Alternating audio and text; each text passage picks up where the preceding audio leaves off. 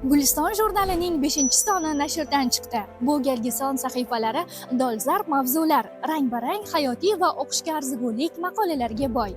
Bu son o'ziga xos jurnalning tashkil topganiga 100 yil to'lganiga bag'ishlangan. Tarixiy uchrashuv maqolasida Prezident Shavkat Mirziyoyevning Birlashgan Millatlar Tashkiloti Bosh Assambleyasining 80 yillik yubiley sessiyasida ishtiroki ilgari surilgan global tashabbuslar, shuningdek AQSh prezidenti Donald Tramp bilan bo'lib o'tgan uchrashuv tafsilotlari haqida so'z yuritiladi. Ikki davlat o'rtasidagi strategik hamkorlikning yangi yo'nalishlari muhokama qilingan.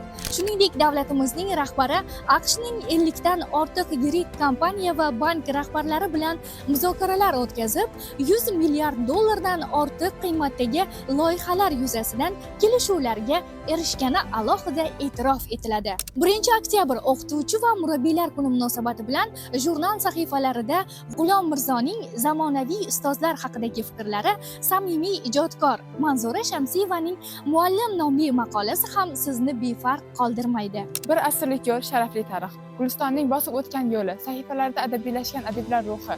Ularning bari sizni jurnalni tarixi va buguni bilan badiiy ravishda bog'laydi va sayohatga chorlaydi. Guliston bisotidagi ruknida O'tkir Hoshimovning Odam ovozi hikoyasi, shuningdek Omon Matjon, Rauf Parfi, Shavkat Rahmon, Tursunoy Sodiqova va Ahmad Toshxo'jayev kabi ijodkorlarning Guliston jurnalida turli yillarda berilgan she'rlari yoritiladi. Tarixni sevuvchilar uchun yana bir sovg'a, yovga ochilmagan qal'alarimiz maqolasini o'qib yurtimiz tarixiga yana bir bor nazar soling.